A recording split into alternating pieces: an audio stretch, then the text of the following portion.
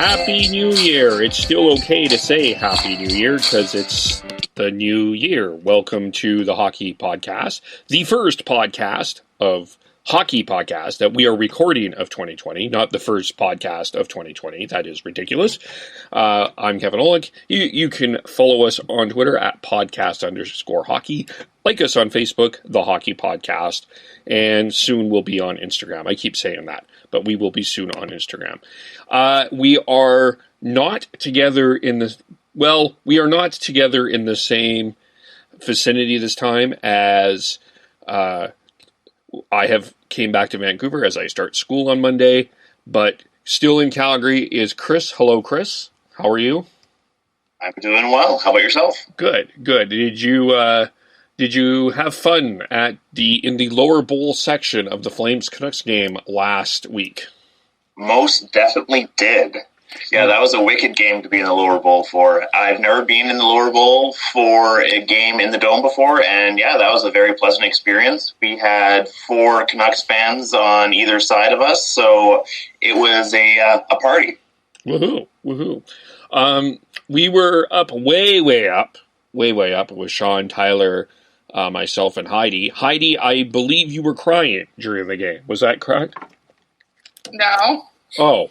There was no tears. There was no tears? I'm tougher than that. Okay, maybe it was me crying. No, I wasn't really crying either, but how are you? Are you there? Who? Me? Yes. Hi. I'm fine. Yeah. Sorry, I got distracted by the cat who's staring at a picture of another cat. Well, that's fascinating. It's always, excuse me. It's always weird when an animal sees their own a reflection of themselves. So, and also with us is Sean. Hello. Hello. What's going on? Just enjoying a good Saturday of hockey and sports. Yes, it's sportsing all day Saturday. So when we're recording this, we are just after the World Junior game, which we'll get into. NFL wildcard starts as we're recording, and we got a bunch of other stuff going on. Devin is in Edmonton. So he will not be joining us. I'm not going to make a joke about because they don't have recordings in Edmonton. I'm sure he's just not available to do that. And Tyler is also not available. It is snowing in Terrace, so he is in need to help out there. So he has been called in to work, basically. Oh, Mr. Plow, that's my name. That name again is Mr. Plow. Yeah, so he has been called as Mr. Plow, so he will not be with us. But we did get some comments with him as there were some interesting officiating decisions today that happened during the World Junior Games, and we'll start with the big one. We'll go backwards as Canada scored 3 goals in 3 minutes, in the first 3 minutes and 55 seconds of their game against Finland. Connor McMichael, Alex Lafreniere, and Jamie Drysdale en route to a 5-0 shutout win over Finland. It's funny, last week we're sitting at the Pig and Duke, which, by the way, we thank the Pig and Duke very much for hosting our podcast last week. You can check it out. We called it the Pubcast. Was our first get-together. Manny from the Oilers YYC was our producer. Stephen Loudon was briefly made a stop. That was before the Flames Canucks game. But we were all just scratching our heads what was going on with Canada. What about the coaching? What about the selection process? What's going to happen with Lafreniere? We're doomed. And they had a really strong week and are in the gold medal game. Chris, what are your thoughts? Well, yeah, I just want to remind everyone that when we recorded that podcast, that was directly after the 6-0 shellacking from Russia. So, yeah, needless to say, Canada was in a lot more of an anxiety state than they currently are now. Fair, yes. And did you get a chance to watch the game today? To be honest, I slept through probably the first 3 goals, but I did catch the second half of the first period and the rest of the game. All right, and did you have any thoughts on? Well, I did catch up and watch the goals that I had missed, so I have seen basically everything that's needed to be seen, and yeah, I'd say it was a pretty strong performance. Obviously, the injury to Hayton is going to suck, but hopefully they can power through it just like they did with the game that they didn't have Lafreniere for. Sean, Heidi, did you get a chance to see the games?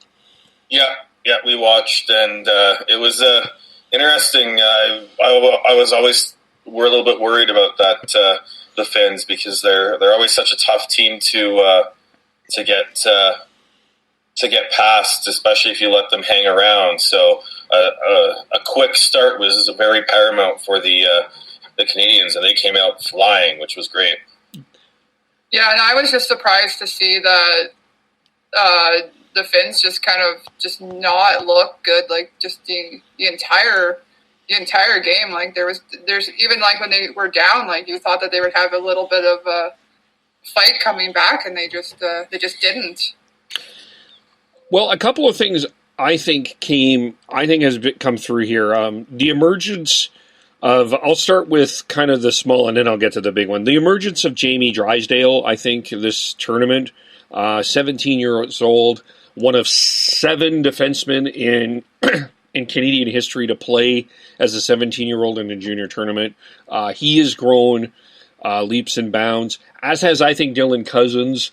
He's going to be very interesting to see what happens next year, if he's going to be and permanently in the NHL, or if he's going to be like Barrett Hayden, which is a loaner, which is being loaned. And the goaltending switch from Dawes to Hofer. Hofer got the shutout today, and he made a 3-0. He made a couple of 4-0. Sorry, he made a couple of pretty big saves late in the first period that kept Finland out of that momentum.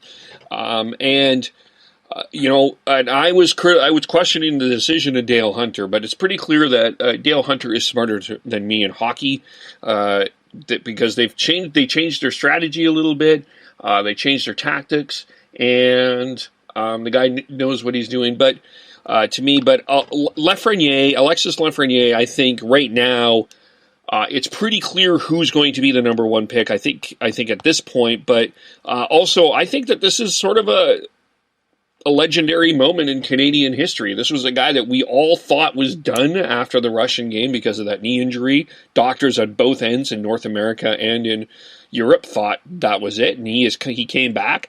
2 goals today. Hard not to say this, the guy has the potential to be a superstar in the National Hockey League. Oh yeah, he does. He's got everything. He plays physical. He plays with a little bit of an edge and with a lot of speed. And he's very direct in how he plays the game. It reminds me a lot of Nathan McKinnon in that style. Yeah, I can see that, except left-handed. Yeah, he's got a swagger about him for sure. Heidi, Chris, did you have anything to add on that? My comparison actually is going a little bit more dated, but I was actually thinking that his game reminds me a lot of Iginla's game. Oh, interesting. How so?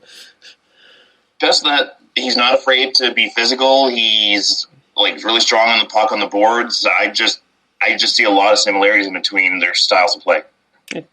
Fair. That is an interesting comparison. And of course, they get back. Oh, sorry, Heidi, did you have something to add? No, okay. I didn't. Okay. And they get to face Russia again. The big question is the injury to Barrett Hayton, who went down about midway through the third period with what looks like a significant injury. No word yet if he's going to play or not as of this recording. But I think it's kind of a fitting storyteller. You had this whole situation, the controversy that started being outplayed by Russia, and you have a chance to redeem yourself and get the gold medal. I can't think of a better opponent for Canada than Russia at this point.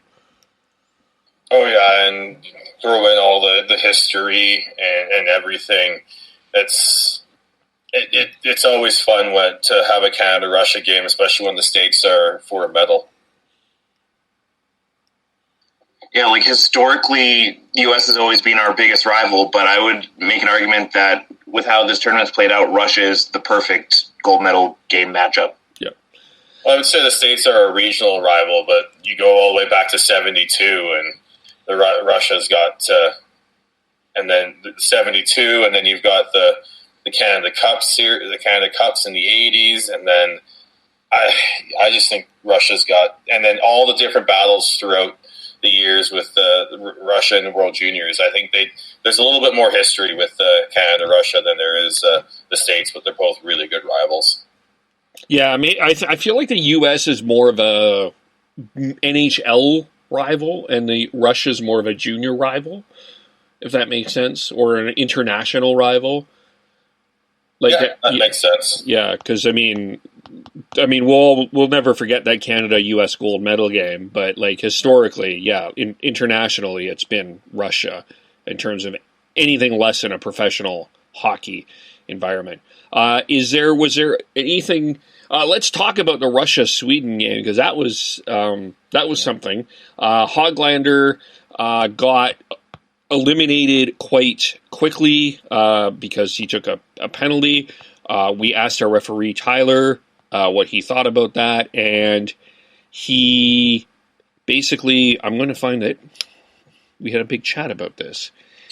And it's way over here.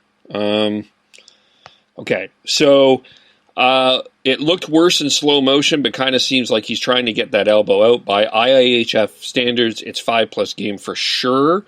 It was disappointing. I think that there was part of the excitement of this game was Hoglander versus Podkolzin, and I thought Podkolzin played really well in this game. It's too bad we didn't see Hoglander. And I feel for Sweden. My gosh, they have not lost in a round-robin game, but they cannot in these elimination games, and they just can't pull the trigger here, and I just feel for them in some ways. Yeah. Under the IIHF rules, I can understand why you got the game for that. But if there's any Canucks fans who are worried about him being a bit of a dirty player, and that's not going to be a penalty in the NHL. Like it wasn't really a check to the head. It was the guy leaned into him. He just flew right at, like, he had more momentum in my opinion. So I don't think that needs too much worry for Canucks fans looking at Hoglander in the future. But he also does play with that edge, but that's what we like about him as Canucks fans, and why the Canucks like him as well. It's not just skill. There's grit, and there's just a little bit of nastiness and dirtiness to his game that he needs, because he's only about 5'9", and we've played against many players who have done that to the Canucks, and have had them in the Canucks organization in the past as well. So adding that, I think if he can make that next step and take and get to the NHL will be huge for him. Yeah, I think the one thing a lot of people have to keep in mind is that the IIHF are a lot more strict when it comes to rules that are regarding head contact.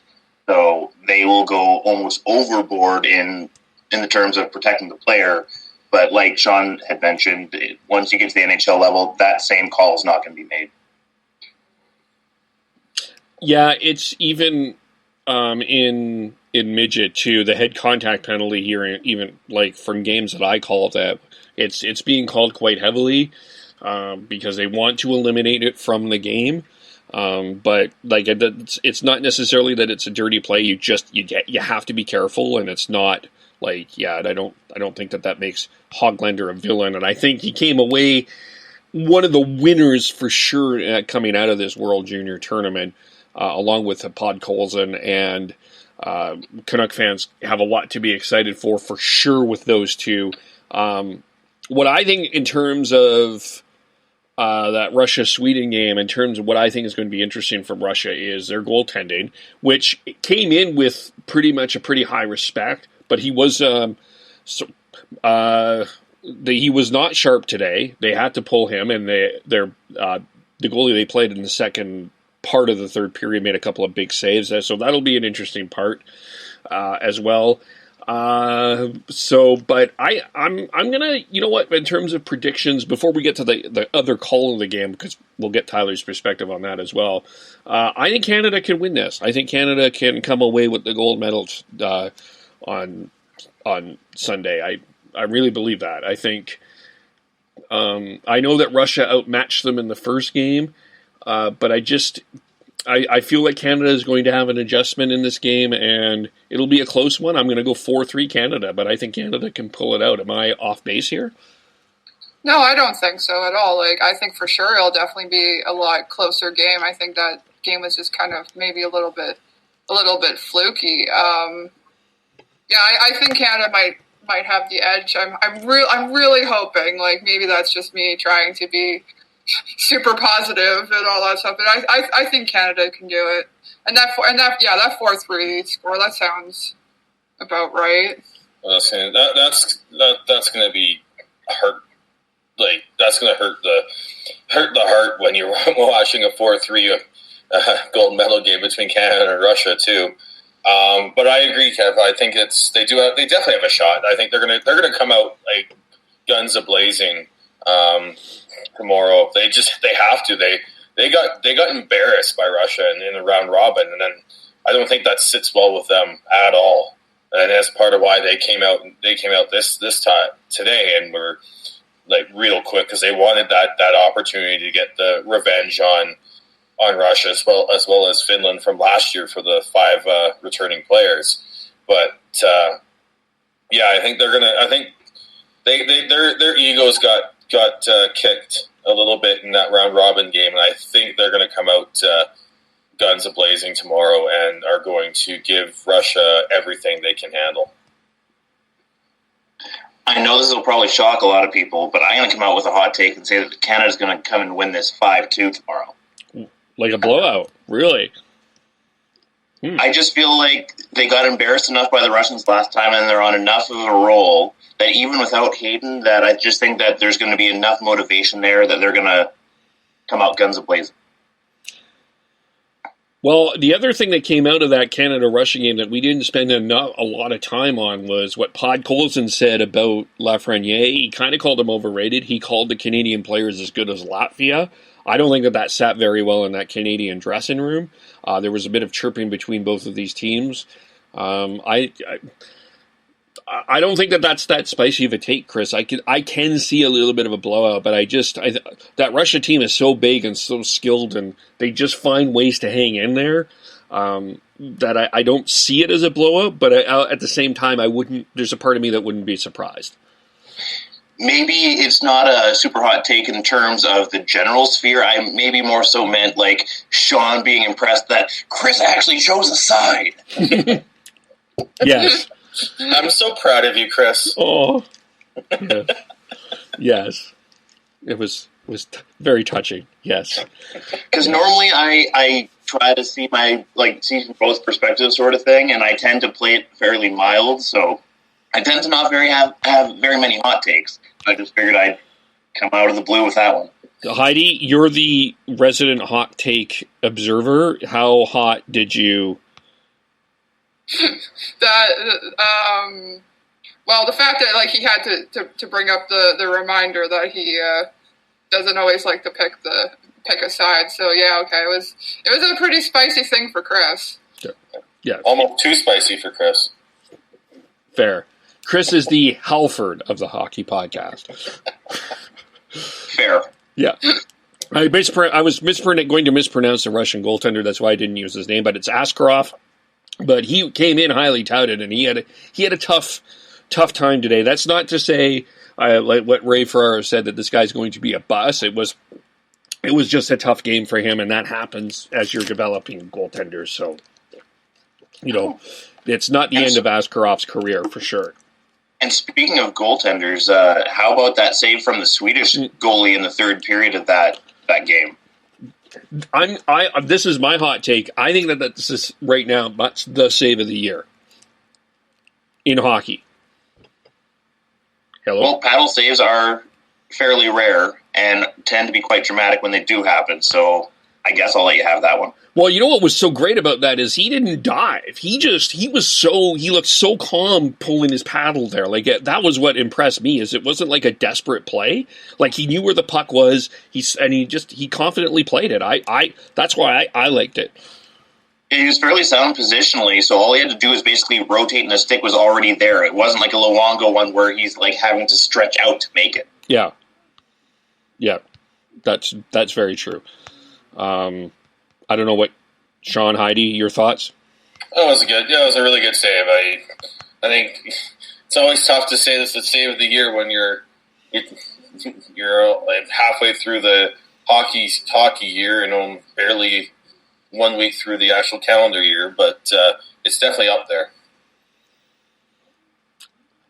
His rights are by the Tampa Bay Lightning, by the way. I liked him. I thought he was, I don't know, I'll be interested to see what happens with him in the future. But yes, Heidi, did you have anything to add on that? No. No. Okay. Sorry, I'm wrangling the cat who's trying to crawl all over the laptop. Oh, that's fair. Maybe the you cat. know how we like to talk about cats on this podcast. So yes. Well, which cat is it? It's Salem. Hi, Salem. Hello, Salem. Welcome to the Hockey Podcast. Thank you for coming on. I think he's actually appreciated that I'm kind of like basically having to like cuddle him so that he doesn't crawl all over everything. That is fair. Well, let's move on because there was some Flame news this weekend. We'll start this week. It wasn't a great week for Calgary Flames. Let's start here. I think it's fair to say we'll kind of blend this. We'll start with blending this Flames Canucks wise. It's fair to say out of the three Western Canadian teams, and I thought that this week would tell us a lot about playoff positioning. It's fair to say. Is it fair to say that the Canucks won the Christmas New Year's week? Easily with the win over the Flames, the 6-game winning streak, the blown lead, but still coming back against Chicago. Yeah. So yeah, they definitely did, and if they can win tonight, that's 7 in a row, and it'll be huge to get them into a playoff spot. Yeah. But from the Flames' perspective, they had the great win against the Oilers 5-1, and then they as we were all there, kind of pulled a Finland 3-0 within the first half of the first period. Not only against Vancouver, but also against Chicago as well. They pulled Rittich. The Flames pulled Rittich and played Talbot in the Vancouver game. They decided to keep Rittich in for the Chicago game, but Talbot came in for the Rangers game, where they got off to a good start. They blew a 2-0 lead quickly, but they controlled the game for the most part and came away with a 5-3 victory. But the story would the big story that came out, one of the big stories anyway, was the trade of Michael Frolik. He was traded to the Buffalo Sabres for the Buffalo Sabres acquisition from Marco Scandella's Montreal Canadiens 4th round pick, which is a San Jose Sharks pick in the 4th round, which is basically a late 3rd round pick. Heidi, what were your thoughts? What did you think of the trade of Michael Frolik? I'm fine with that. Like, Frolik is I almost respect Frolik more as I don't know, a human than a contributor to a team, or a big contributor to the team. I think it'll allow some of our younger players to kind of get a little bit more ice time, and people like Dubé and Mangiapane and some of the other guys that are going to be coming up here soon. And that, I think I don't know the number. Maybe somebody can pull it up for me, but I think it's 4.5. It was $4.7 million. Yeah. On the to alleviate that, I think, I'm totally fine with it, and it's always nice to have another pick. Yeah, I think reading what Frolik wanted to, he kind of, in a sense, he didn't ask for a trade, but he knew his time was up. Certainly felt like he certainly, with him and Bill Peters, were not on the same page, and I don't know if him and Jeff Ward were on the same page. And the winger logjam that is going, haven't talked about the winger logjam in Calgary as much as we have talked about it in Vancouver, but you're cemented in. Forwards are Lindholm, Kachuk, Monahan, Goodrow, Backlund, Ryan, And then after that, and maybe Lucci. So you got about 8. But after that, you've got a little bit of a cluster where you got Dubé, Reeder, Mangiapane. Okay, we'll put him in the top 9. But at times a little bit inconsistent. Frolik, Jankowski. So probably one of the, I don't think he was going to be here long term or necessarily get enough ice time. I think he'll be better off in Buffalo, but I think getting the cap space and getting the draft pick for sure and getting Frolik in a new area, I think will help him. Sean, Chris, what do you think? Yeah, that's the big move is getting rid of his cap hit and then opening up some cap space for the Flames to use to improve elsewhere, whether it's maybe finding a legit top 6 forward to add to the team or upgrade the blue line, which I think is what they need to do. But either way, they now have cap room to work with and a willingness to use it, which is they've already said that they're going to do.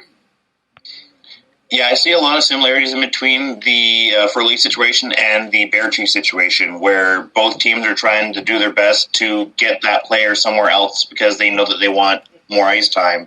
But it's also to get rid of cap space and also to allow more space for the younger guys that are coming up. So, obviously, it's a good news for Frolik. He gets that fresh start that he wanted. The Flames get the cap space that they wanted. I think it's a win-win for everyone. Yeah, I think so about it. And the thing that came out of this was pretty much Brad Treliving, Flames general manager Brad Treliving, said quite quickly that he intends to use this quickly. One of the favorite human beings in Calgary media, Eric Francis, wrote an article in Sportsnet. I'm being sarcastic when I call him I call him favorite, obviously, but he picked 5 names, and I'll just quickly go through them. There's one here that is I think is kind of ridiculous, but Tyler Toffoli, Tyler Toffoli, Chris Kreider, and I also forgot Sam Bennett in that little merging thing there. Hang on here. Sorry. So Tyler Toffoli, Chris Kreider, Mike Hoffman, Zach Kassian, and Evgeny Dadonov. I wanted to say Davidoff. Evgeny Dadonov of the Florida Panthers. Heidi, out of any of those 5, is there anyone that particularly interests you? No. As you were naming those things, I'm like, are you saying that we have to take one of those? No interest in any of those. I actually would love to see Tyler Toffoli in a Flames jersey. 27, right shot, which I think the Flames are missing. Bit of an edge in his game. Bit scrappy. I don't know. I think a pretty reasonable contract. I mean, no worry about contract, because I do agree with Eric Francis. This is a rental. This is a pure rental move, not a permanent move. But I think Tyler Toffoli would fit well, and I would not mind Chris Kreider actually either if as a second option. I think those two I would be interested for the Flames perspective. I think they give good size. Kreider can play both wings, and Toffoli is a right shot, which I do think the Flames need a little bit more of going forward. Sean and Chris, do you have a thought on any of that? Cassian's not going to the Flames. Absolutely not. That is ridiculous. That is not happening. Well, first off, I think that he's more likely to stay in Edmonton. He's got a home there. Everything I've heard is he likes it there. He likes the situation he's in with playing with McDavid or Draisaitl. Or both, and it's working for him. So I think he ends up resigning there. Dadonov, I think, is going to stay in Florida. They're right in the hunt. I don't think they're going to be selling off. Toffoli's an interesting. Toffoli and Kreider are the two that make the most sense. Both Rangers and the Kings are way out of the playoff race at this point, and both would be good additions, but. I'm not sure what it would take to get either at this point. Yeah, I think that we've kind of hit our quota for Edmonton and Calgary transactions between the two. Typically, they're very rare, and we had 2 in the past offseason, so I just don't see Cassian moving whatsoever. But to me, the Toffoli thing is probably the most intriguing, although Kreider is right up there, so kind of shadowing both of your guys' opinions in that regard. And I personally, I'd probably go more Toffoli just because I think that there's probably a kind of a Pearson-like similarity between their games. So I think that actually could work out fairly well for the Flames. Yeah. Oh, go ahead. No, I said yeah, and he was part of those good Kings teams. So he's got the playoff experience. Kreider's been in a couple playoff runs with the Rangers, but not nearly as much experience as Toffoli, and I think that would be big for the Flames. Yeah, I do think I know that the Flames' big media conversation and the big conversation in Calgary is the need for a top forward, and I do. While I agree with that, watching them live, it's pretty clear to me that I don't think that their defense is working that well. I mean, I still think Hanifin and Hamonic, and I enjoy both of them. Someone here calls him Hanifin Snack on this podcast. Snackafin. Snackafin. No, Snackafin. Okay. But I think you look at that defense, I agree with Sean. I think I would actually propose that that's more of a priority than forward, but my name is not Prad Treelivin. Am I off base? Are Sean and I missing something here? Well, I think that's right on base, actually. Sorry, Heidi, you go ahead. Yeah, well, no, because we'll have Valimaki coming back here soon too, so it'll be interesting to see kind of like where he slots in. Yeah, like I don't know. The defense seems a little bit off, and I think it's not helping that Gio's just not playing that well. You mean this year? NHL All-Star Mark Giodarno? Yes, that one. Yes, but he was snubbed last year. He faced the snub last year. Is this a makeup call by the NHL? I think it's absolutely. Absolutely. It's a total makeup call. Yeah. Yeah, in my opinion, like as someone who doesn't pay super close attention to the Flames, it just seems like their defense is only firing at like 50% power right now. So I agree that defense is probably more of a priority than a forward for them. Yeah, because you could even watching in the first period, like Miller, Besser, Petey, I think even Horvat, there was at least 4 or 5 just clear one-timers that, like, when the Canucks were moving that puck crisply in the first period, the Flames really had no answer for it. So that defensively, so that does concern me a little bit in my mind. I think it's more of a priority than a forward, but probably they need a little bit of both. And I want to give props to Sean because I want to say it was a couple podcasts back that he was talking about that the Flames defense can't keep up with the speed of other teams, which I think is proving true as time goes by. Yeah, that's true. It's true. Certainly, if you saw that with Chicago too, and Chicago is, they've got some quiet speed, but I didn't think Calgary handled that very well. Sure, they handled the Oilers, the McDrysidles pretty well. That's their new name, by the way, Edmonton. You are now known as the McDrysidles. Is that a fair name? Can we call them that? Is that official? Well, they are a 2-person team, so. Yeah. But yeah, it concerns me, and I also even concerned the two-way forwardness, if that's a word, of the Flames too. So it's not only that they need offense, I just think they need more players that play a 200-foot game, in my mind. 200-foot game. That I think the two things I would want if I want the Flames to get if I was a Flames fan would be a bigger forward. So Toffoli and Kreider both fit that mold, because you've got Ryan, you got Mangiapane, you got Gaudreau, all in your top 9 who aren't necessarily really big players, and I think you need that in once things get tighten up at the end of the season and into the playoffs, if they can make it. So I think adding a bigger forward would work, and I think that's where they're coming from with that. But I also think they need to get someone more dynamic on the blue line, because they just don't have that it factor on the blue line. Yeah, and even if Valimaki comes back, you're coming back from a torn ACL. It's going to take him a little bit to get back to 100. I'm using air quotes here, 100%. So I think an improvement in defense, I think, is needed as well for that. Yeah. Before we get to the Canucks, is there anything on the Flames docket that we missed that we do need to talk about? No, because because I was going to bring up the fact that it seemed weird that Gio was going to the All-Star again.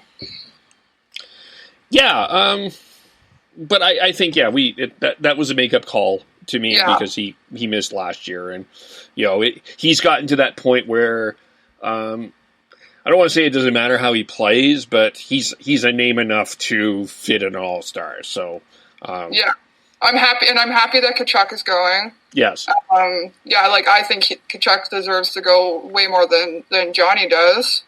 I even am up to say that I have no plans to vote Johnny in either for the last vote. The last man in, yes. Yeah. Sean, Chris, have you voted for Quinn Hughes yet? Oh, yes, I have. Yeah, but guys, hear me out. Let's vote in Drew Doughty so that Tkachuk and Doughty can play on the same team. I realize how entertaining that may be, but as a Canuck fan, and I realize I might shock some people, I'm going to go strong with this. Fuck no. Fine. You're no fun, Chris. You're no fun not wanting Quinn Hughes in a 3-on-3 tournament. Yep. To defend Heidi here a little bit, we could see the first ever same team fight in All-Star history. I admit it would be entertaining. Yeah. Okay, we'll swap Doughty for Gio. I'm okay with that. That'd be entertaining. I would honestly be fine with that. That will be fast. But let's turn our attention to the Canucks here. We're gonna play a game called Yes or No a little bit later, which we'll get into where we're at with Quinn Hughes. But how upset were you with the Quinn Hughes snub? It made no sense to me, especially when you throw in Gio, and he's not even in the top 5 of the defense scoring for the Pacific Division. It's just okay, it's the gentleman, the old man award. You've been part of the league for so long. You get in. Yeah, it's like the old boy respect rule for some reason. Do you guys figure though if they hadn't snubbed Gio though, then that from last year that maybe? Yeah, I feel like if last year didn't occur, then he probably wouldn't have gotten the call. I'll admit that. Yeah. Game management. The NHL is known for that. I guess I don't quite. This comes down to the NHL and their I'm just a little bit of a rabbit trail, but hear me out here. We'll get back to Canucks specific topics here, but I do think it relates. I don't know if the NHL is really this is an area I don't like. I honestly don't know how this selection process is. Who makes these selections? How are they? What is the criteria? We know the coaches. If they finish first in their division by a certain time, then they will they will be the coach of their divisional team. But in terms of picking these players, I don't. Who does this? How is this done? I mean, we also know that every team needs to have a representative, which is fine, I guess. That's part of the marketing in the NHL. But it just doesn't feel very transparent to me. Yeah, like we know how the NHL awards are voted on, but do we know how the All-Stars are voted on? They do like the fan vote, and that's the thing that kind of gets all the press, but do we know how they actually select the first round All-Stars? I don't. No idea. It's just like the Hall of Fame committee. It's a bunch of mystery. Yeah. And the NFL has turned, they've revealed, the voting even for the NHL awards is now being transparent. And so I think it's time for some more transparency in this too, so we can understand why, who is getting voted, who's making these selections, because it's really weird. I mean, part of I have a little bit of a conspiracy theory that the snubs get more attention than the actual All-Stars. But in terms of getting that attention, and I think that's part of it. So, but still, I think there needs to be some transparency with that going forward. But 6 straight wins for the Canucks heading into, as we are recording before the Rangers game. So we do not know the results. Obviously, we are not the amazing Kreskin, but coming into the Rangers game, coming into this week, 6 straight wins. I think a few things have emerged here. And so for Tannen again, I think Tyler Myers had a okay week. He scored a couple of goals against the Flames. One of them, well, that was rather questionable, not because it shouldn't have counted, but because it wasn't the greatest attempt of a save that David Rittich has ever made. But overall, some of the takeaways from the weeks for the Canucks? Getting scoring and production from all areas. We saw last game where the big guns were out. Miller, Horvat, Besser, and Petey all leading the way, as well as Hughes. And in Calgary, we got a couple goals from Tyler Myers, another goal from Jake Virtanen, despite Chris's protestation. And mine. Dude, I was the closest one to the play, and I swear I saw Pearson deflect that in. But it did go off a stick. Yes, Chris. Let's not forget that you had the lower goal seats, so yeah. we were up at the top. We just couldn't see it. I'll fully admit I was lucky. It was a gift from Hannah's boss. Otherwise, it never would have happened. But back to it. We're getting good goaltending too. Both Demko and Markstrom are playing at a really high level of late, so that's really nice to see. And then even the revelation that has been Oscar Fantenberg coming in after Edler got injured and staying in the lineup because he deserves it after Edler comes back. So it's nice to see the Canucks playing quite well and getting having that depth that has been plaguing them for a couple years. Yeah, you kind of stole my point there, Sean. I wanted to bring up the fact that Markstrom's been playing on his head, plus Demko played great in the Calgary game. Yeah, both have played really well. I want to express a concern. This is one of my concerns from the week, especially from the Chicago game. The pairings were Stetcher and Hughes, Edler and Tanev, and Myers and Fantenberg. And I have to tell you that I didn't have time to do a deep dive into the statistics and the analyst, but my eye test says Myers and Fantenberg don't work as a pair together. I thought they really struggled against Chicago, and normally, I've been pretty impressed with Fantenberg. I think, but that pairing with Myers didn't seem to have the chemistry that they have played with other players on the team. Yeah, well, it's the trade-off because it's actually Edler, Stetcher, Hughes, Tanev, Vandenberg, Myers, and the Edler Stetcher pair is quite good. Edler and Stetcher work well together, and it just brings up the best in Stetcher and elevates his game. And then you've got the Hughes Tanev pair. So you kind of you have to have that little bit of trade off at this point. So it'll be interesting. That it's a newer pairing, so maybe they need a couple games to really understand where each player is at certain points. But that will be something to watch going forward for sure. And if the Stetcher trade rumors are indeed true, having him play with Edler to kind of inflate his game to try and get some trade value there is obviously working so far. Yeah. Yeah, maybe. Yeah, will be interesting to see going forward there. Just quickly, we should mention Brogan Rafferty and Reed Boucher were named to the AHL All-Star team for the Utica Comets, so congrats to them. Reed Boucher, the professional hockey player, congratulations to him. And then the Canucks are going to go on a long road trip, so it'll be interesting to see what happens there. So their first road trip of 2020 after their game, so we'll see what happens. Anything else with the Canucks that we... Well, I just want to bring up the fact that they've had a pretty strong road record this season, so I'm not feeling as nervous as I have in past years for this long Eastern road trip.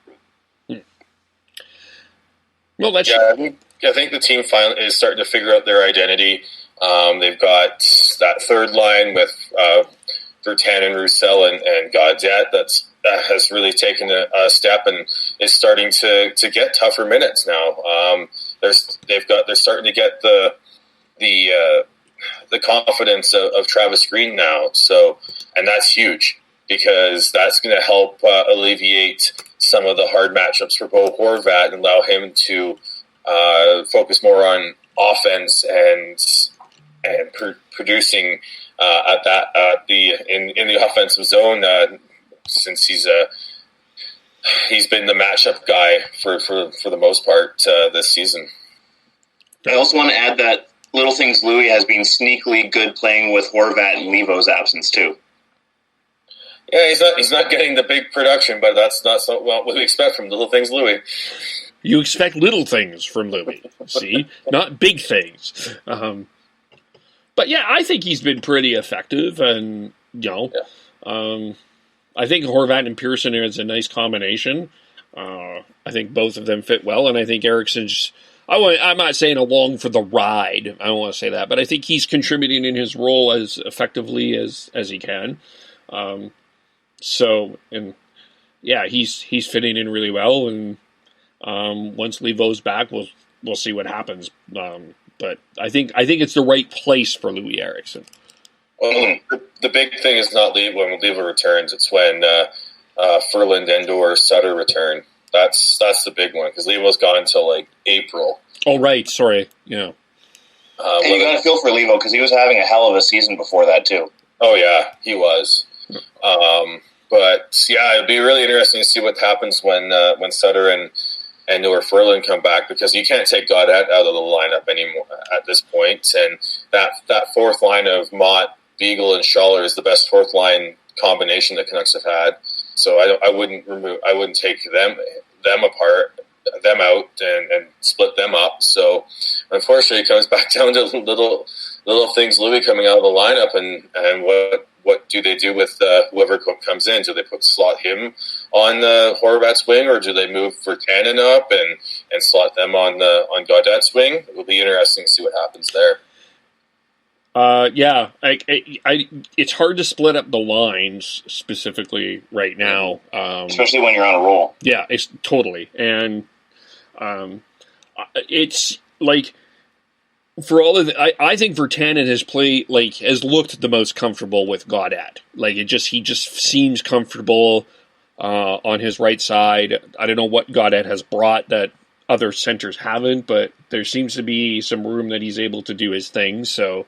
That really helps, I think, for Tannen as well. So you don't want to split that. I agree with Sean about the Beagle Mott Schaller line. I just don't think people appreciate Tyler Mott enough. I think he's been a difference maker. And correct me if I'm wrong. Which trade was that? That was the Thomas Vanek trade. Yeah, and I remember people were all up in arms about what Benning got for that. And, like, they could have got more. Why didn't you get more? Why not a draft pick? But, that did not turn out to be that terrible of a trade. No, getting Tyler Motts was big. Everyone just wants that mythical draft pick. And if the GM doesn't get it, then they're going to rip him for it. But if you do good scouting, you can still get a really good player and someone who could be very useful to the team.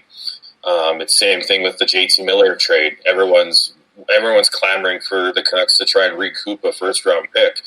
But including, I got into a bit of a discussion about it on Twitter this past week about someone saying that Canucks should use Höglander to try and recoup a first-round pick. And in my opinion, Höglander is basically a first-round pick now. Yeah, that makes no sense, and that, frankly, is stupid in my mind. Yeah, that's not the greatest take there. I don't know who you argued with, but I would disagree with them respectfully. Well, it's Canucks Twitter for you guys. Yup. Fair, yes. The lovely theory galore. 15% that Brian Burke was talking about. Yeah, that's that's true. Sort of, it's a unique hockey market in that sense of these people. It's a different world in terms of, and going back to Calgary, just a little bit of a tangent here again, but going back to Calgary and Vancouver in terms of atmosphere, it does feel the hockey atmosphere feels different here. It just feels a bit more. I can't describe the word of it from the Canucks side. From the Flames side, I feel it's quiet. Like it's just a quieter. In comparison, yes, absolutely. I would say that it's a little bit quieter. Like you definitely don't see the same. I don't think levels of outrage and fighting and all that stuff as you do, at least on like somewhere like Twitter. I don't know if that's necessarily like a bad thing, though. Well, I would say a lot of that is because of recent success. That and population base. Like, I feel like the Vancouver population compared to the general Calgary population, like, you're going to get a lot more chatter in Vancouver just because of the amount of people that are talking about it. Yeah, you got a whole province that's going to be talking about the Canucks, where half the province will be talking about Calgary, sure. But there's multiple factors from the amount of people talking about it. Vancouver's got 2 sports radio stations that talk about it. You've got recent success here in Calgary, so that people aren't as just clamoring for something to grab hold of for success that the Canucks fans are trying to do. So yeah, the Flames have a couple of playoff appearances in the past couple of seasons, whereas the Canucks haven't been in it since 2015. So I think that kind of tells you a lot right there. Yeah. I still think there's a brand issue with the Flames, but I'm probably the only one, so I won't expand on that. But that's something that like is just a whole.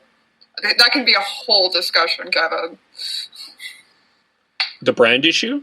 Yeah, like about like branding, like maybe not branding, but marketing and that kind of. Maybe that should be the key discussion with your guys' next Tory episode. Yeah, that's something. I don't know how much she can talk about that stuff. So yeah, fair. Maybe if we ever get Joel Henderson on, it'll be an interesting conversation for sure. Before we move on, anything else about the Canucks we need to talk about? Oh, I think we covered it all for this week. Okay, so it is the decade. We're in a new decade. So we'll just take some time here to reflect on last decade. And when we reflect on last decade, there are going to be a lot of moments that we'll talk about here. But in terms of a Canuck Flame moment, we have to go back to January 18th, 2014. Does everyone remember this? Matchups here. We have Sestito and LeGrand lined up against each other. Devin had come up and had a word with Westgard a moment ago. Now Bieksa's going to face off against Westgard, so the defenseman moves up for the Canucks. Tortorella at the Vancouver bench is already looking at the and here we go. Line brawl to start this game. Westgard and Bieksa are separated. Sestito and LeGrand back at the blue line. Torts is angry. Which then led to the first intermission, which had this. John Tortorella has gone over to the Calgary Flames hallway outside their room. That's the Canucks coach outside the Calgary room. That's Brian McGrattan trying to push him aside with some of the Calgary staff. Okay, he's got to calm down. Yep.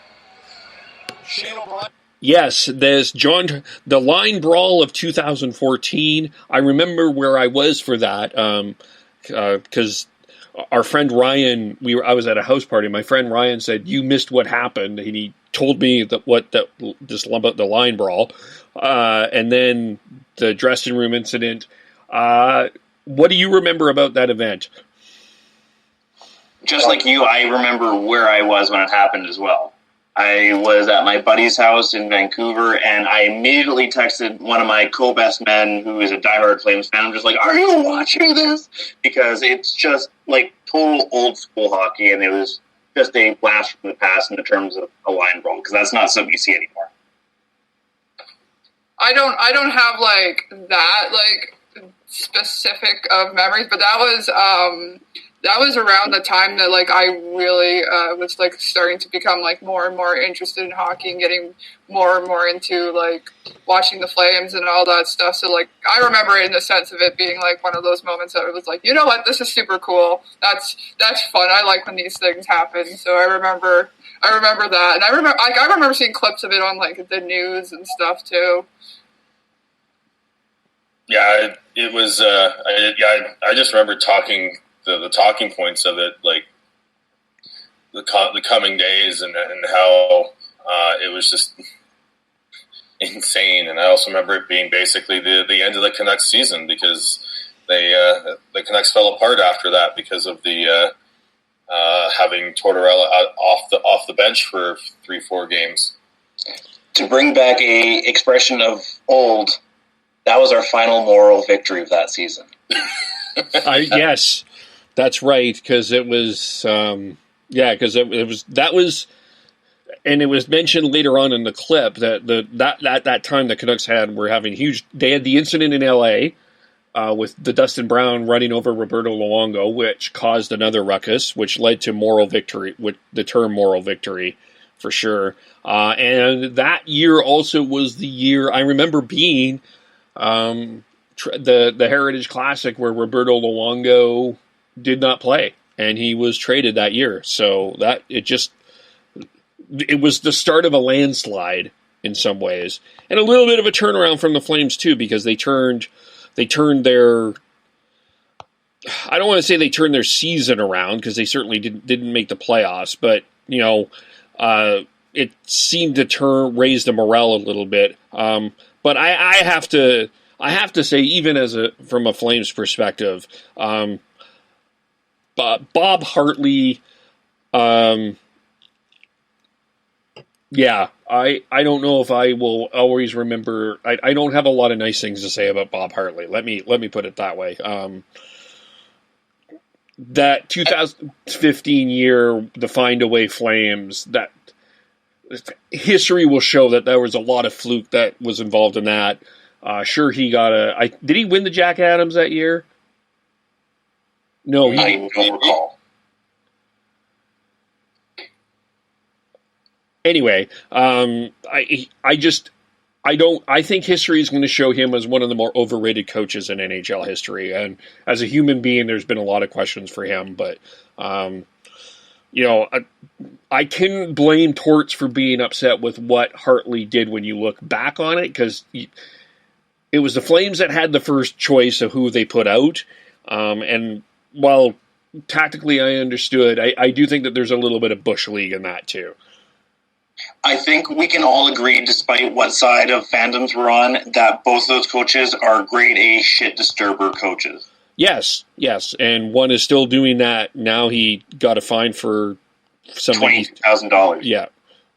And even though I think his point was well made, I think the way he said it was not. So, well, he's had a history of not being able to censor himself. Right. Yeah. And I think that's why he only lasted 1 year in Vancouver. Fair. Yeah. Also, I think an untold story of that line brawl. Poor Kellen Lane. Yes, that was his first game up from the minors.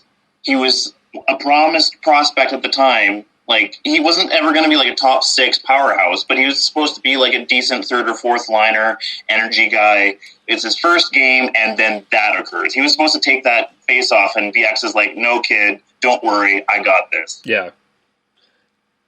Yeah. We should tweet BX and ask him to talk about the line brawl on that podcast. They did talk a little bit about it, actually. Talking about how Torts was just so serene, the calm before the storm in the dressing room after that period. He was just, "Oh, I'm so sorry, I shouldn't have done that to you guys," and apologizing. And then all of a sudden, he's like, and he just sort of walks out, and next thing you know, they're hearing this kerfuffle. And they're like, "What's going on?" Yeah. I guess he had a bipolar-esque moment. Yeah, clearly. Yeah. Before we get to best player, best game, best team, Sean and Chris, what is your favorite Canuck moment of the decade? Petey's first goal versus the Flames. Was that a shot or is that real? That's real. That's like has to be. And either that or the Dragon Slayer. Because that was 2011. So yeah, as far as the decade, that one's hard to top. But as far as like of the current team and of like the promising look going forward, yeah, I can't really disagree with Sean in the sense of like those first 2 games from Petey, because that was like 2 statement games of this kid is turning this team around. Yeah. Interesting. I would go with Slay. I agree with you. I see your point. Another nomination, it was the Sedin's retirement in Vancouver. I just think that was just a special moment. And of course, the tough game that in Edmonton, too, after everything happened at Humboldt the night before. That was just an emotional day overall. But to me, I would have to go with Slay the Dragon. I just think you don't have a cup final. Probably so much history changed from that goal. Even the legacy of Alex Burrows. That team would have been blown up if he hadn't scored that goal. Like, it was a very critical goal at the time. Yeah. But frankly, for me, like looking over at the entire decade, it's impossible to pick just one because there's like 4 or 5 all that are worthy. Yeah, for sure. Yeah, but I would vote. My vote is ultimately Slay the Dragon, but I do Sedin's, Petey's appearance. Those are probably the 3 that and BX's overtime winner that year as well. The goal that sent us off the stanchion. Yeah. Heidi, for the Flames, what is the decade moment?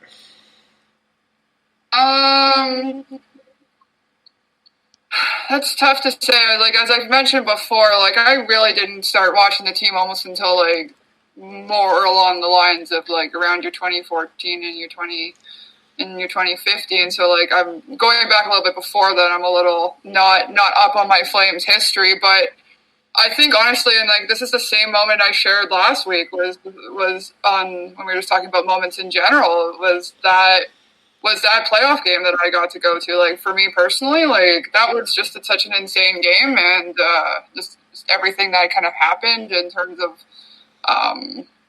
just what was going on that year, and everything else, and Staging's goal, and yeah, I think that moment's up there with a few things. I'm sure that there's more stuff there more of like, actual team significance that I'm not thinking of, but I'm thinking a little bit more like personally. Maybe that's why she gets along with us Canucks fans to a degree, because like that just kind of brought in the whole Canucks Flames rivalry and caught her up with it. Yeah, pretty much. Yeah. There was so much from that. To me, Jarome Iginla's the day that Jarome Iginla was traded, that was just an insane day, where Aaron Ward said he's going here, other people said he's going there. I mean, people were up all night wondering where the hell was he going, and we all thought about the Boston or Pittsburgh moment. Yes, yeah, and he ended up in Pittsburgh for probably far less than it should have been. Then his night that he returned as a Bruin, it turned out as he returned as a Bruin, and Flame fans were actually more cheering for Iginla to score than the Flames scoring. So there was that moment. Kiprusoff's final game with the Flames, that's up there as well. But I didn't realize this. The Flames only won one playoff series in the 2010s. Yep. And that was Stajan's goal. So it's hard to really predict any other moment other than that. So I will have to go with the Matt Stajan moment. And the Flames only made the playoffs twice in 10 years. Yep. Wow. That's a pretty terrible decade.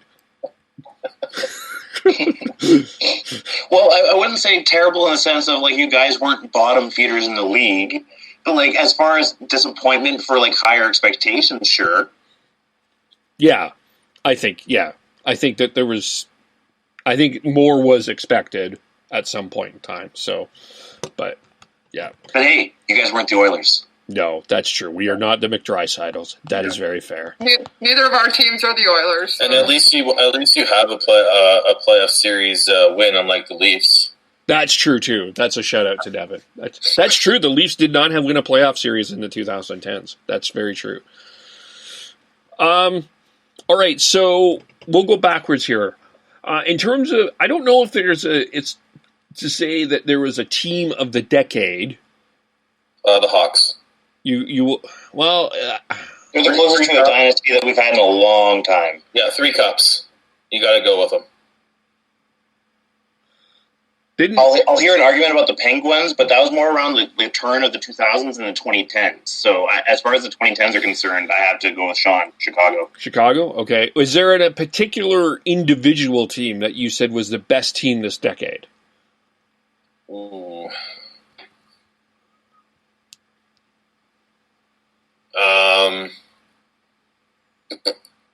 Not too sure. I just would say that, yeah, with three cups in the 2010s, I think you just got to say that the Hawks were the best team, best franchise for that decade.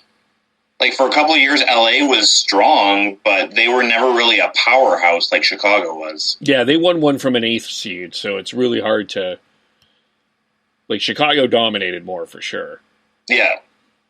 Like, you can't really argue with the Sportsnet did the all-decade team, and they had Taves and Kane and Seabrook and,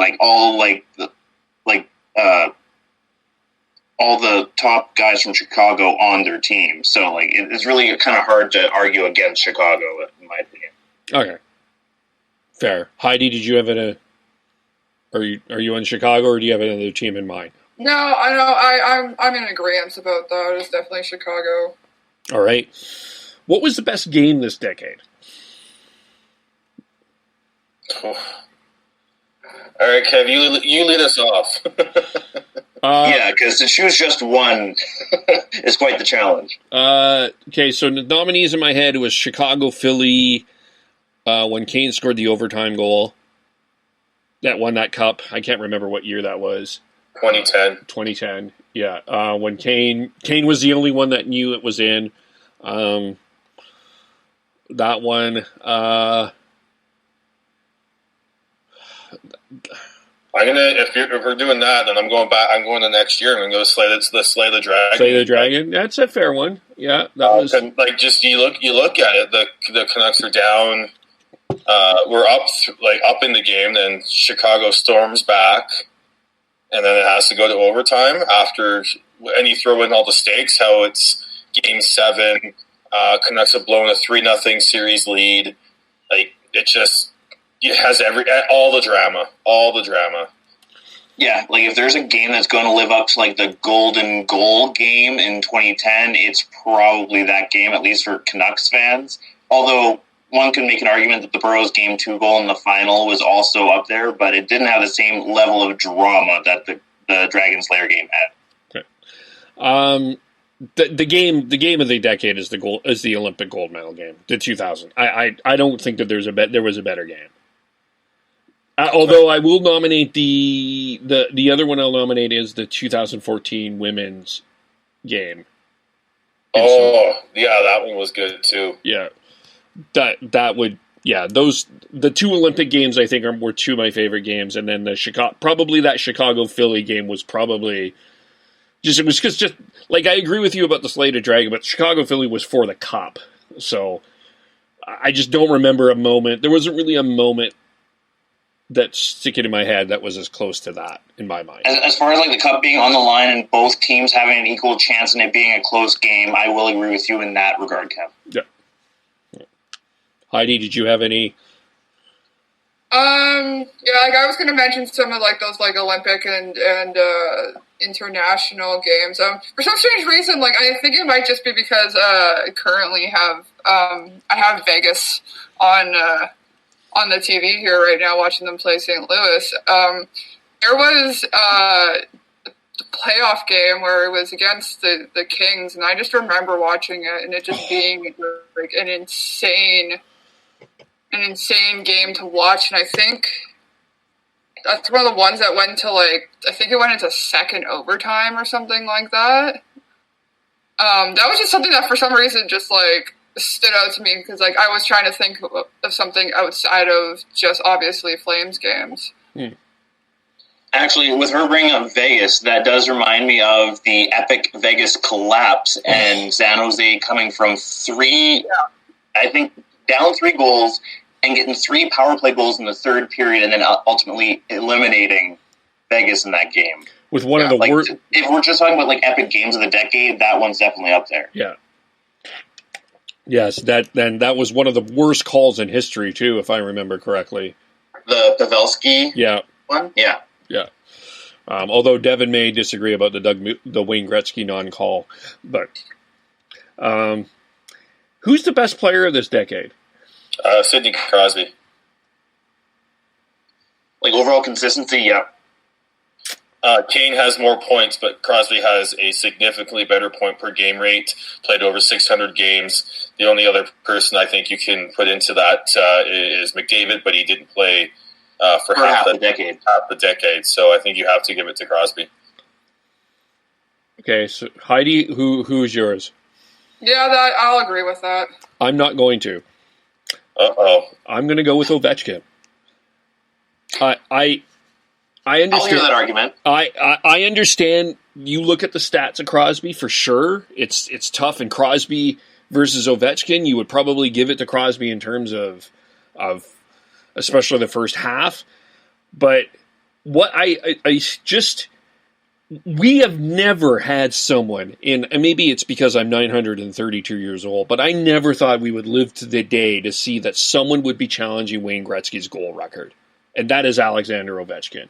What this guy has been through for the first half of the decade where he, we talk about Dale Hunter, him and Dale Hunter didn't get along. We forget that. He stuck with Washington. He was healthy the whole time. He got his cup. He just brought such personality and flair and excitement to the game. To me, yeah, I guess you could toss all the stats and make all the other arguments, but to me, I don't think any player made a bigger cultural impact and difference to the game than Alexander Ovechkin. And I'm not saying that Crosby's not a great player. Crosby's an all-timer, but I think, to me, to me, I'm going to go with Ovechkin. I don't know if it's that spicy of a take, but I'm going to go with Ovechkin. I just like. I'll agree with you in the sense that, like, if you're just looking at it from a not a stats nerd, like just purely the eye test, Ovi's decade and just Ovi's career, like it's hard to argue against that, just because he is a very entertaining player to watch. He scores great, entertaining goals, whereas Sid is more your consistent. Does the little things right, all that sort of stuff, has the more superior stats maybe behind him, but I'll give that argument as far as like the eye test. I'll give it to you. Any other comments on that? No, you can definitely make an argument for Ovechkin. I just think that he got 2 cups. He also came back from. Yeah, he had 2 cups, had a couple just before the decade. He's just an all-around player. Like, he's just the all-around game that Crosby plays is insane. Like, I just think that you have to give it to him.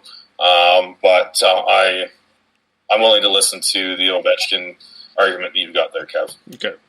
And by the way, Mr. Evgeny Malkin, he has to be in that conversation. Oh, he's not going to be in my top 5, but he's definitely like 6 for me. Like he's just as good. Like who's 3, 4, 5 then? You got Crosby, Ovechkin, Kane, and you got to throw McDavid in there, despite only playing half the decade. He's still like such a good player. And then you throw in Stamkos or Giroux. They've also got all the points and all that too. Mm-hmm. Yeah. I was just curious. Who's your top 5? Who's your top 5? You're asking me? Yeah. I'd also throw in, just for full. Sorry about that, but I'd also throw in Patrice Bergeron as well. Mm-hmm. Like. With Bergeron, like he's definitely going to be a first ballot Hall of Famer. Like he owns the Selke, like Lidstrom owned the Norris. Like there's no argument against Bergeron in that regard. But as far as like it's hard to name just like a player of the decade or like the top 5 players of the decade, just because like there's so many different categories you can go by, whether you go by the eye test or just goals or overall points. Like there's so many different takes you can have, and this is probably me not being able to pick a side again. I can't really disagree with the guys that Sean brought up. Like, that top 5 is kind of your consensus pick, I feel. Heidi? I'm not prepared to make that argument. Okay. My top 5, Ovechkin, Crosby, Malkin, Kane, Doughty, and I would put McDavid probably 6th or 7th. I would probably put Doughty up ahead of Karlsson. What's that? Erik Karlsson ahead of Doughty. Yes, if you're putting like top league defensemen up there, I think Karlsson beats Doughty. Like, sure, Doughty had a great couple years in the first half of the 2010s, but if you're talking overall success, it's got to be Karlsson. Okay, all right. Well. The only other name that you didn't put out there, I do think needs to be on a list. I know that they didn't play the last 3 years, but I do think Daniel, and they maybe struggled the second half of the decade, but I do think if you're going to put Connor McDavid on there because he played half the decade, I do think Daniel and Henrik deserve some consideration. Not being the best, but in a top 10 argument. Yeah, definitely top 10. For the decade, I would put them there. Yeah. Just I don't know. My struggle with putting McDavid there is the lack of team success. But I know, like, individually, there's no question of his talent. So, but yeah. All right, we're gonna play a game called Yes or No, and with terms of predictions, it's basically predictions for the 2020 season, the 2020 year. And we're going to start with the Flames, and then we'll go with the Canucks, and then we'll go full NHL. And then if there's any ones that I missed, we'll address it. Because some think my questions were a little weak. But that's okay. If there's better ones, I'm open-minded.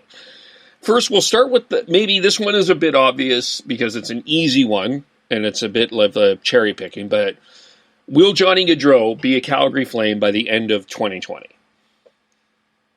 Yes. No. Yes. I'm also going to go with no.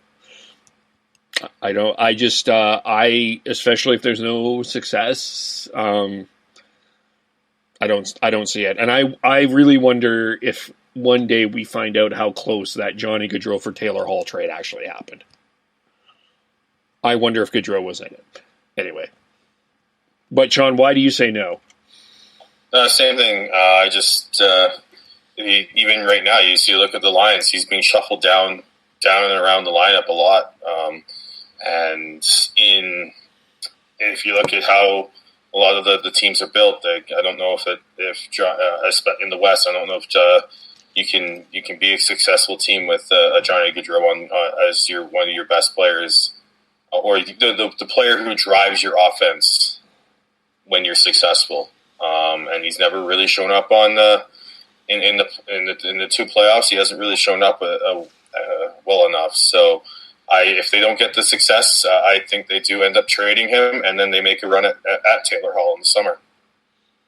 Heidi, would you agree with me that it's more Monahan that'll likely get traded over Gaudreau? Absolutely. Yeah. I think if anyone goes first, it'll be Monahan. And I don't know. I really feel like the Flames don't have the balls to like trade away like their quote unquote star player. Just like that. Interesting. Another maybe cherry easy one is Jeff Ward, the coach of the Flames by the end of December 2030, by the end of 2020. Yeah. Yes, I honestly think that he's doing a good job and he's going to keep learning what he's doing, and I can see them going forward with him. As long as he doesn't have any stumbles throughout the rest of the year, I don't see any reason why they wouldn't name him the permanent head coach. I'm a yes on that too. I don't think the coaching is the issue. I think the player makeup is. Yeah, I can see it. Probably, I'm not certain about it, but I feel 65% confident that it's Jeff Ward will be the coach in 2020. Does Mika Kiprusoff's number get retired?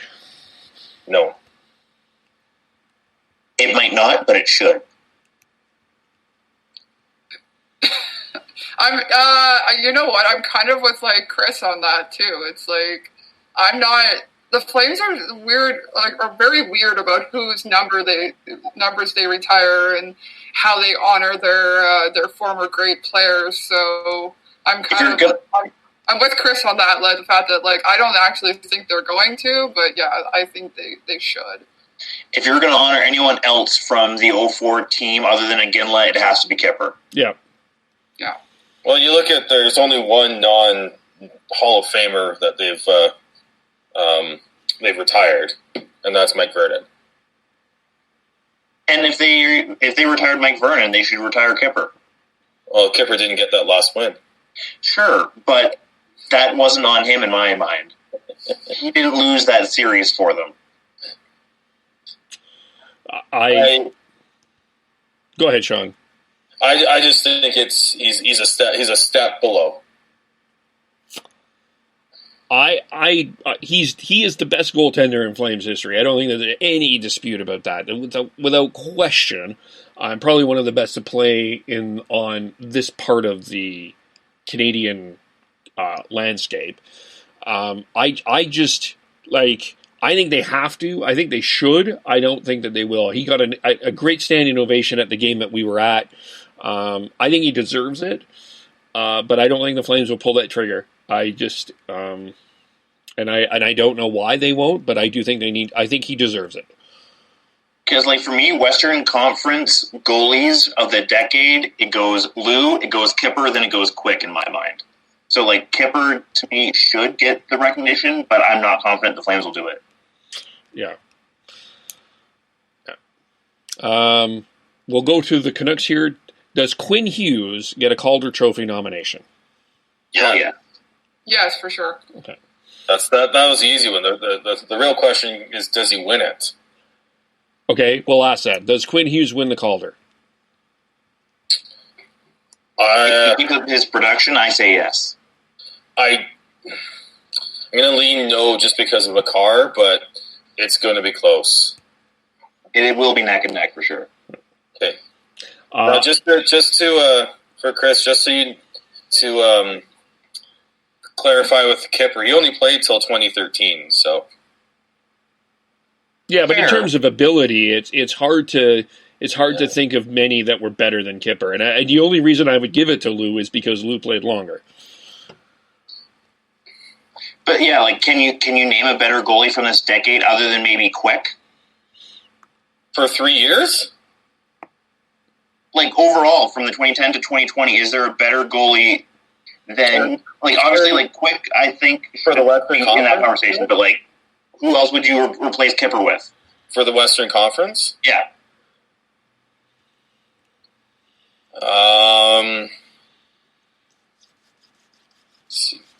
That hesitation is exactly why I asked that question. Well, but it's 3 years, Chris. You can't make him the decade for playing 3 years. I didn't put him at the top of it. I said he's in that conversation. For 3? No, you can't. For 3 years. The decade before, for sure. Then give me another name that should replace him. Corey Crawford had a good run. You've got Quick. You've got John Gibson with Anaheim's been fantastic. I'll hear the Gibson argument. You guys won't like my goalie of the decade because it's not who everyone thinks. Well, again, it is the Western Conference because I was going to start. Oh, Pekka Rinne. True. Like, no, I as good as Kipper was, his decade was the decade before. It's hard to. He played in the 2000, but between 2004 when he came in and 2010, that was his prime, and that's when he made his name. Fair. Maybe I'm just looking back at his career with rose-colored glasses. Who knows? Fair. The goalie of this decade is Marc-Andre Fleury. Yeah, I said it. He played most of it in the Eastern Conference, though. Yeah.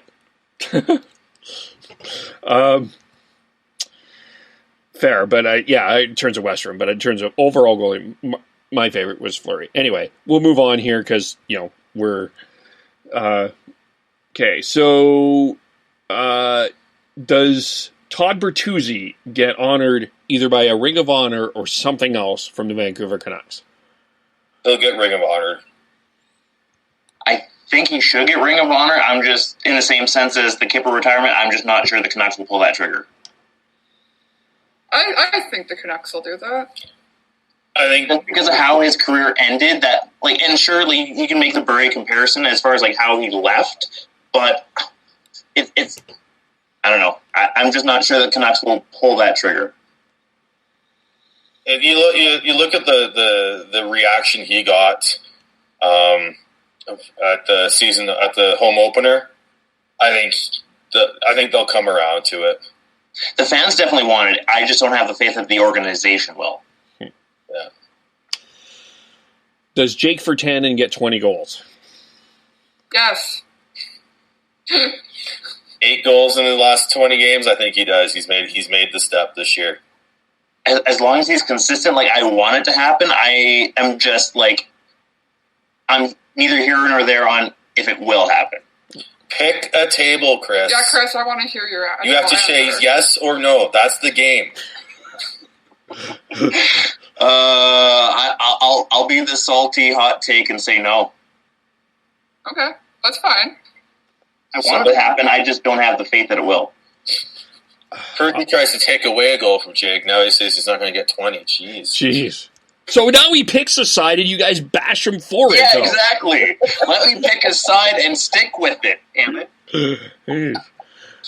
I'm going to go yes. I think he's well on his way. One more Canucks one. Do the Canucks bring back the skate jersey as their either A, permanent jersey, or B, a third jersey that they use more often? Yes, for third. Yeah, I'll The say fans yes. want it as the third, for sure. Yeah, I'll say yes for third. Yeah. Okay.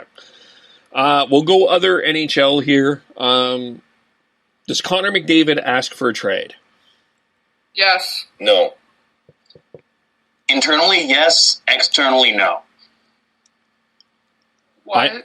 He won't have the cojones to ask for it, but internally, he wants out.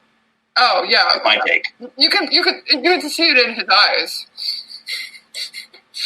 that he wants out of there. I think he's going to publicly, if the Oilers do not make the playoffs, I think I think he's going to publicly say something. I feel if the Oilers don't make the playoffs, he is in Tavares on the Islanders contemplating the Leafs territory. Yeah. What I'll say is he's the only reason Holland got the job, and with this patience that he's been preaching is because he's got Connor McDavid on board for it. So I think he'll give Ken Holland one more season. So it's not going to happen in 2020. Okay.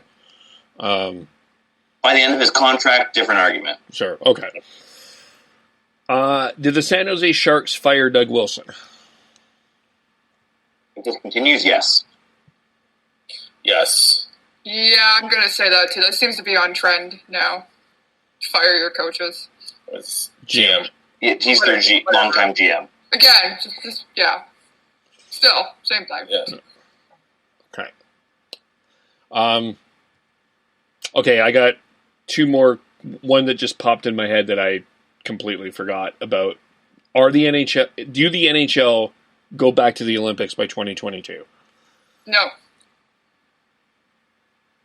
Yes. I feel like I'm going to go with yes on this one. I'm not sure if they will, but they damn well should. Yeah. I'm going to go yes. I think that Watching the game this morning, they showed Rene Fassel, and his term is up as president of the IIHF. So I think what's going to happen is the new president's going to come in and make a concerted effort to bring the NHL back to the Olympics, and it's also in China. So it's a potential money making machine for the NHL. Yeah. I don't Since that's where they're trying to grow the game too. Yeah, I just don't think there's time now. Like, just to work out everything in that sense, like, that's only 2 years. 2022? Really? Yeah, I don't think there's time Hmm. to work it out with the NHL and all of that stuff. I would love to have him back. I just don't think it's going to happen by 2022. They have a year to do it. Yeah. Yeah, if it I know doesn't, Bettman definitely doesn't want it to happen, but I feel like there's going to be enough external pressure that it will be forced to happen. I don't think Bettman doesn't want it to happen. I just think that wants it to happen under his terms. Fair. Yeah. Which I can't blame him because I think I don't think his terms are unreasonable, actually. But like Sean said, with the change of the president of the IIHF, that might bring what Bettman wants. So who knows? We'll see. and we talk about brands. The Olympic brand is not what it used to be, so that will be interesting. Does Sportsnet carry the full NHL package next year? Nationally, Yes. yes. yeah, nationally, yes. Yeah, like there's not going to be like a major breakdown as far as like Roger owning the broadcast rates. So they'll continue national coverage. Okay, so I'll then go the next part of this is the contract rates are up for both the Oilers and the Flames. Does Sportsnet carry one, both, or none of them in 2020 next season? I think they end up carrying the Oilers for the McDavid factor, and I think TSN makes a big push to get the Flames, get more hockey on there, and get and work their way back to getting some more hockey games on TSN. Yeah, and I completely agree with John on that one. Yeah, me as well. And I'll also add that because of all these regional broadcast agreements that TSN's picking up, they make a real push to get more national games in the next contract, because Rogers seems to be cutting left, right, and center. I'm not sure what's going on with their internal revenue, but clearly something's going wrong. Yeah. The problem with the Flames and TSN is there's not a TSN radio station or TSN station officially in Calgary, so I don't know how that would work. I know that the Sportsnet will have the radio rights, but they don't. Like, Edmonton has a TSN station, so it seems logical to me that the move for the Oilers to go to TSN makes a little bit more sense in Calgary. But I do think that I do think they will only carry one. I do think it will probably, for ratings wise, they're going to do all that they can because of McDavid. And I think Calgary will be left the Flames will be left a little bit in the loop. And I think it may be a benefit for them to be on TSN there. The other one that I had is Ron MacLean back in 2021. Yes. Yeah. Maybe not as the main host, but absolutely I think Hometown Hockey will carry on. Yeah, I think he will be on Hometown Hockey. My bold prediction is I believe Carolyn Cameron will take over his position on the early games on Saturday night. Ooh. Is that what you're hoping for, Kevin? Well, maybe a little. No, maybe a little bit. But they've had her in that position for to do the highlights and all of that for a really long time. I think she's done a great job, and I think at some point Ron MacLean traveling around the country at his age, I think is going to start wearing on him a little bit. That I think he's going to, and the whole MacLean Cherry thing, I think just wore on him. I think he's going to want to eventually slow down a bit. So that's where I can see Carolyn Cameron taking over. I'm going to say that if he does step down, it's not going to be Carolyn Cameron. Okay, if they do, they'll move David Amber up to the main, and then they'll put a combination of Cameron and Jeff Merrick to work the late game. Okay, I can't really disagree with that. I can see that too. They don't want to make the mistake that they did with Strombo. They don't want to just basically shove someone into that main the early game prime time slot without doing some more warming everyone up to them at that point. And I think David Amber deserves the shot. And he'll get it. I think he's next in line, and then both Carolyn Cameron and Jeff Merrick are working hard, doing other regional games. Yeah, I'll agree with that in the sense that Amber's probably the heir apparent in my mind. But if we're going to make an argument for a woman host, if we're not talking about just contracts with individual companies, if there's a female who's ready for that spotlight, it's Kate Furness in my mind. That's true. Yeah, I would like. I can see that. But because she's with TSN, it's not going to happen.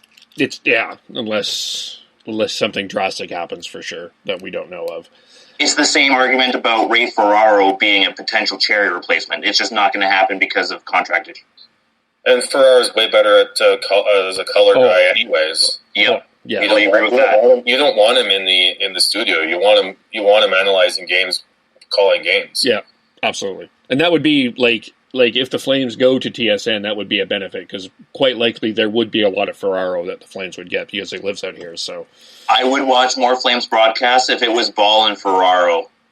Absolutely. Yeah. Well, it won't be Ball though if he goes over. You do realize that. They'll use Cuthbert and Miller. True. Still good. Yeah. Any other yes or no's? No, I think we're good. All right. Well, that concludes not a 3-hour podcast, Heidi. How is Salem doing? He's fine. I put him down on the floor and he ran away. He got bored. Okay. Well, he was tired of the podcast, so fine. So that's that for this week. we've got some things in the cooker, but we can't really announce anything yet, so I won't. But how do we follow everyone? I am Beardy Canucks 03 on Twitter. I am Heidi Mazeballs on Twitter and all over social media. And I am at Schneids on all social media. And we got Tyler at T Noble. We've got Devin at Gord How 09. 09. I wanted to say 091. That's why. And me at KEVOLE. That's it. That is our first episode of 2020. Follow us also at Podcast Hockey, and we will talk to you all soon. Bye for now.